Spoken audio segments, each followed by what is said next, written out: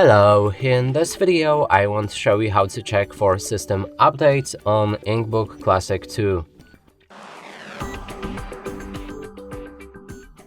To do this, we'll need to click on the gear icon in the top left corner of the screen, then find the advanced settings, about INKBOOK, and here you can find system update.